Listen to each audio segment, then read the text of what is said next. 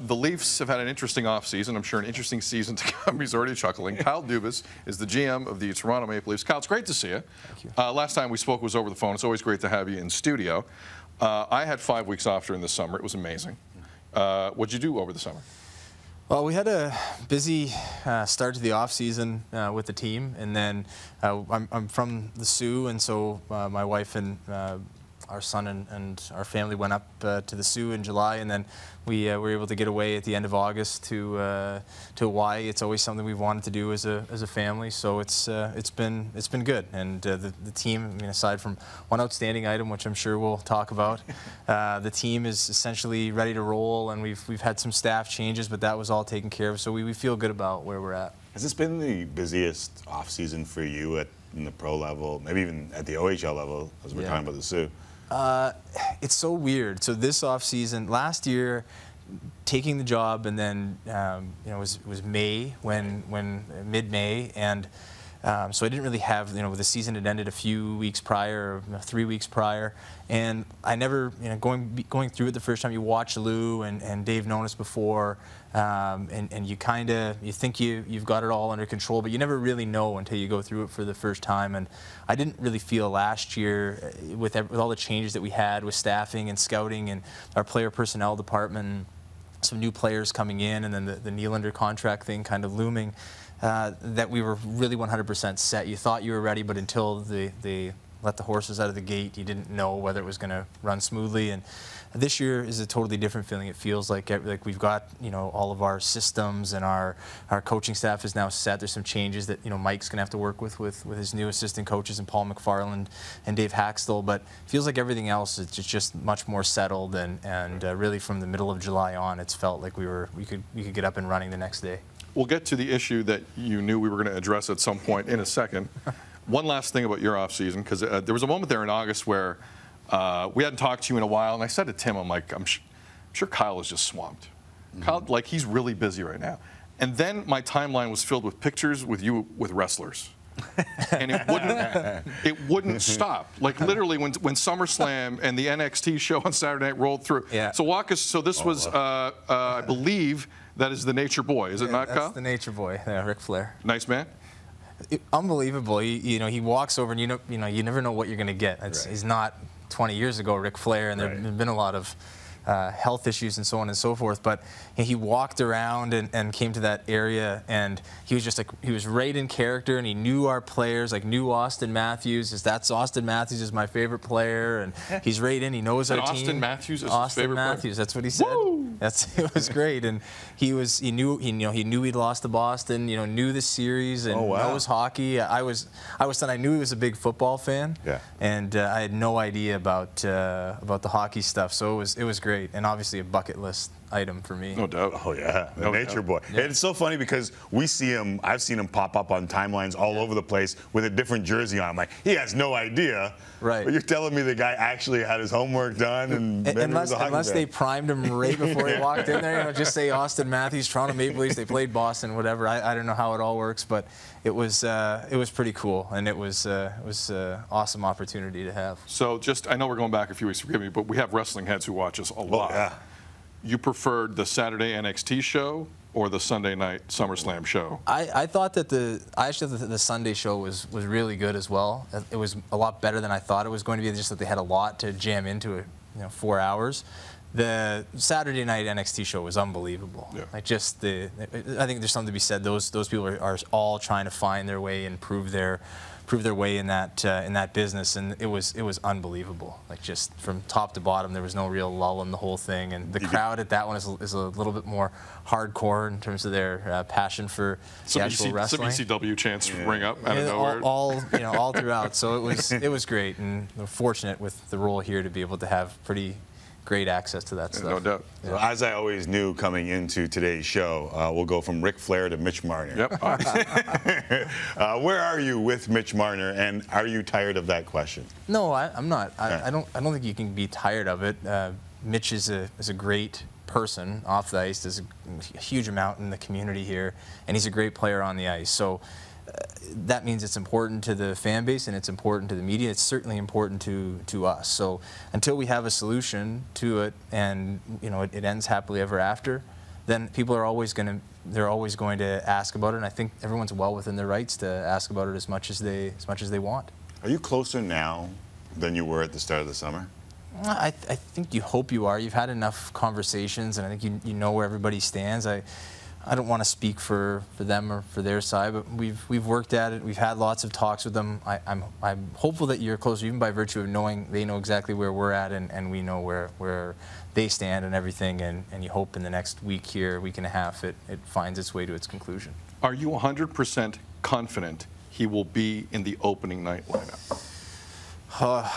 I'm very optimistic, so that's 100% our hope and what we work towards. I hope that is 100% there next week when training camp opens, and we get this done tomorrow or whenever, as soon as possible, to eliminate kind of the uncertainty for Mitch and for us, and just have it all work out. And I think we learned last year with William, it's difficult when a player is in that circumstance where they miss training camp, and then they miss the exhibition season, they miss 2 months of the season, and they have to come back, and different expectations on them with a new contract, and it's tough. So our hope is that it finds its way to a conclusion well before then.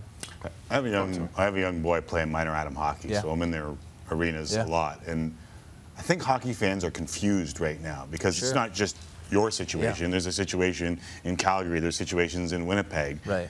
How do you explain to the average hockey fan what's going on here? Because a lot of people say to me, like, why is it taking so long?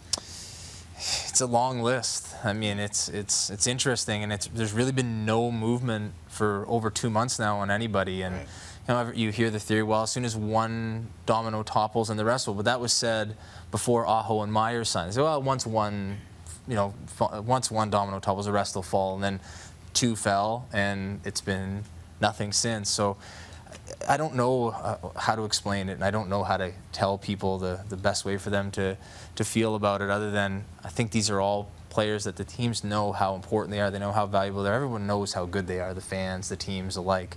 There's no dispute in that. I think it's interesting that there's so many all in 1 year, and it's usually just not the case. And I think when that happens, different things come into play. And I think I would be shocked if we sat here a week from now and it was still that same list. But I'm not certain that this isn't a totally unusual year, and who knows how long it lasts. Are you guys further apart on term or money? I think we've had lots of discussion on both, and I think each side has a good understanding of where the other is on both ends of it. It's hard to say that we're apart on one or the other. I think on each side, and I don't want to speak for Darren Ferris and their camp, but I think they understand the terms we're comfortable with. We understand the terms they're comfortable with, and I think we each also have an idea of where the money will lie, and it's just a matter of finding a way here as the days tick off the calendar to find a way to bring that to a close. Do you have to explore the possibility of potentially trading him? It's a question that we get asked a lot, and something that we definitely never want to find out about. I mean, to me, Mitch is a great player. He's been a great player for 3 years for us. We love him as much as we love him as a player, as a person, and what he brings, his enthusiasm, his energy every day, his love of hockey and playing here. I don't think you ever want to go down that path ever with anyone in that regard. Now, it's athletics and it's sports, and anything can happen, Right. but it's certainly not something we want to explore, and we haven't. So as a general manager, obviously you have to go through plan Bs, plan Right. Cs, plan Ds, plan E. Yeah. Is the fact that there are others in this situation make you feel more comfortable about your plan B and plan C? And can the fact that no one else has signed give you options if in fact you have to walk down that road?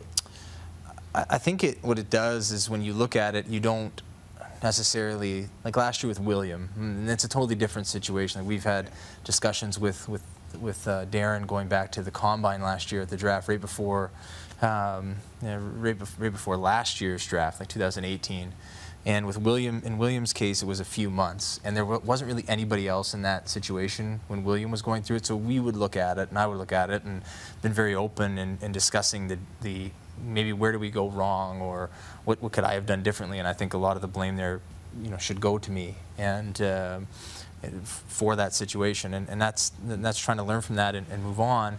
Now there's, you show the list of players. There's a litany of players still that are not signed, and So you look around and you say, and they're all different teams that have different structures and different salary systems and different contracts on their books that are wide-ranging, and there's no real common denominator. And I think everyone's hopeful that in the coming week here that it'll start to shake loose, and all these will come to its conclusion. These players will be back playing, and the teams and their fans will be happy to have them.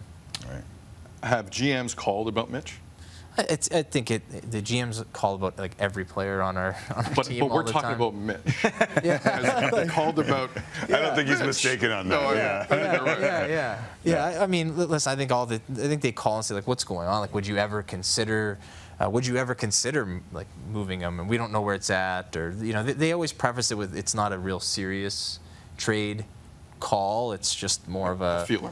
And if you ever and preface with if you ever get to that point, call us back type thing. So there's been really not a lot of serious talk about. All right. So as the leeway that you have in the off season expires, and we get to the start of the season, do you think there's a chance for another offer sheet to pop up here? I've seen that speculation and heard it from various places.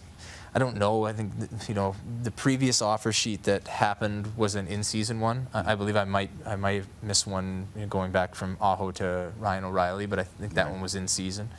And so there's wouldn't be unprecedented. I just think that the cap space that each team has been largely used. There are certainly teams that have the ability to do that if they wish, but also the off-season cap space is going to expire in about a month as well. So does that make it more likely or less likely, or if some teams strategize to get to that point and then do it? I don't know, but there's been one this summer. There hadn't been one for a long time. Certainly it wouldn't be unprecedented for one to be in season either. Are you, and I'm legitimately asking you, if another team even has discussions with one of your players about an offer sheet, do you have to be aware of that, or do you only have to be aware of it if it's signed? The only time we would become aware is if they basically send in the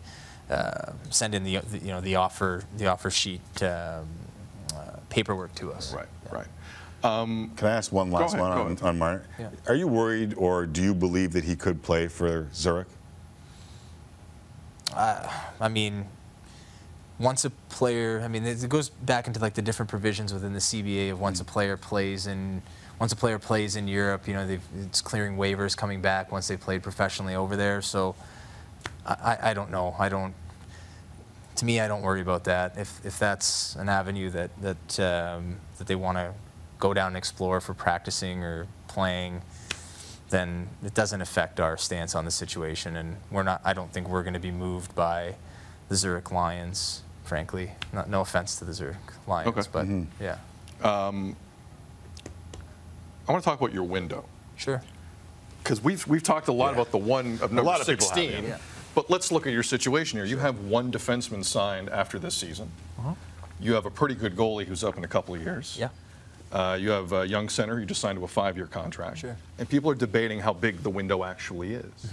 How big do you think your window is? I think it's a fascinating debate, and one that comes up all the time, especially when young teams come to the forefront, and we're still a very young team. Like we've got Spezza, and then you go down, next person in age is Muzzin, who's 30. There's really, it's not an old team by any stretch, right? And so what the way that we look at it is we're trying to build a group that can contend as long as possible. And it's interesting when the Raptors won, people start coming and saying, see, that's what you got to do. Make a big trade. You get like the Kawhi Leonard of hockey, and you make some personnel changes. Find the best disgruntled player in hockey. Yeah, and then you make the move. Yeah. And it's interesting because it disregards a lot of the process that went into and the different ups and downs they had of a great series against Brooklyn, then the favorite, you get swept by Washington, then 3 years in a row against Cleveland, and then finally this year it works to punch its way through. And I think very rarely, there's times when your first or second try you push it all the way through and you win, like whether it's a Pittsburgh type situation, they get there, and it was Crosby's 4th year, I think,